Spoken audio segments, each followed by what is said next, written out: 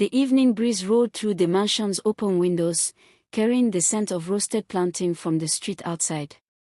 Amarachi moved through the living room with careful steps, her mind heavy with everything she'd seen in the study. She tried to focus on her chores, but the words, "final notice," kept flashing in her mind like lightning. As she arranged throw pillows on the sofa, Lolo Obiajiri entered. Her wrapper was slightly loose, her face tired, something rare for the usually composed woman. "Amarachi, come." Her voice was firm but not harsh. Amarachi stood still, palms sweating. "Yes, Ma." Lolo eyed her for a moment, then said quietly, "I heard you were in the study earlier." Amarachi's heart fell. Before she could speak, Amoka walked in from behind her mother. "Mommy, I told her to stay out of the room. She was looking at Daddy's documents." "Amoka, allow me." Lolo raised a hand, silencing her daughter. Amoka rolled her eyes and walked away, muttering under her breath. Lolo turned back to Amarachi. "Look at me." Slowly, Amarachi raised her eyes. She expected anger, dismissal, maybe even punishment.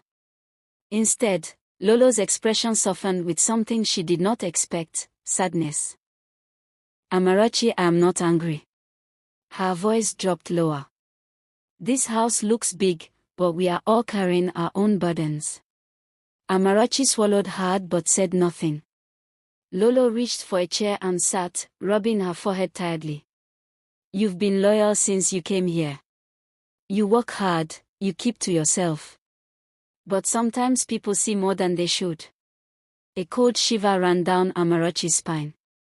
Was she about to get fired? "I only want to ask you one question," Lolo said gently. "What exactly did you see?" Amarachi hesitated, took a small breath, and replied softly. "Ma, I saw papers on the table. I didn't mean to read them, but it looked like bad news." Lolo closed her eyes briefly. Before she could answer, Chief Enz entered from the hallway, his red cap slightly tilted, his face stern. "Obiajiri, what's going on here?" Lolo stood slowly. She saw the documents. Chief Enz frowned deeply, his gaze shifting to Amarachi. The room filled with silence thick enough to choke. Then unexpectedly he sighed heavily. "So the girl knows." Amarachi's eyes widened. Chief Enz walked closer, his voice low. "Amarachi, what you saw, you must not repeat it to anyone. Not the children. Not visitors. Nobody." His tone was not threatening, just desperate. Amarachi nodded quickly. "I won't, sir. I promise." Chief Enz studied her for several seconds, then softened. "Good. Because this family is trying to hold itself together. And sometimes we need silence more than anything." Lolo placed a hand on her husband's arm. He covered her hand with his own. For a moment, Amarachi saw something she had never noticed before. The cracks behind their perfect marriage. The fear behind their pride. The pressure hidden behind their wealth. As she left the room quietly, one thing became clear. This mansion was drowning in secrets. And somehow Amarachi was now caught in the middle of all of them. The house grew unusually quiet. After the heated argument, Amarachi quietly excused herself and returned to the back veranda. Her heart was still racing, but her face remained the same, calm, gentle, composed, just as she had always looked since the beginning. She stood by the washing line, folding freshly dried clothes, trying hard to steady her breathing. The cool evening breeze brushed her red and white checkered maid uniform as she walked. Inside the mansion, Chief Enz walked slowly toward the balcony, rubbing his forehead. He was still wearing his blue senator and red cap, his expression thoughtful and disappointed. Lolo Obiajiri stood in the dining area, arms folded, her Ankara skirt and blouse looking as bold as her mood. She wasn't shouting anymore, but the fire in her eyes hadn't died. Adana and Amoka sat on the staircase steps, whispering. "Mom overreacted," Adana muttered, adjusting her black polo.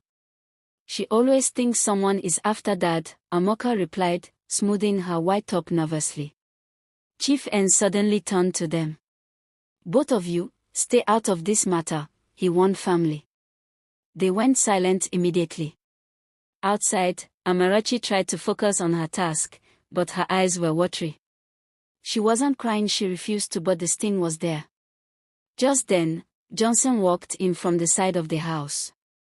Wearing his oversized shirt and blue jeans, he stopped when he saw her. Amarachi, are you okay? He asked softly. She forced a small smile, her same face showing the same gentle innocence she always had. I'm fine, sir. It's just work. Johnson stepped closer. You know Mom jumps to conclusions too fast. Dad knows you didn't do anything. Amarachi looked down. It's not easy being accused of something you don't know about. Johnson sighed heavily, frustration in his voice. Don't worry. I'll help clear things up. You don't deserve this. For the first time that day, Amarachi lifted her head, her eyes meeting his. Their gaze held for a moment, just long enough for something unspoken to pass between them. Inside the mansion, Lolo Obiaju watched from the window, suspicion burning even brighter.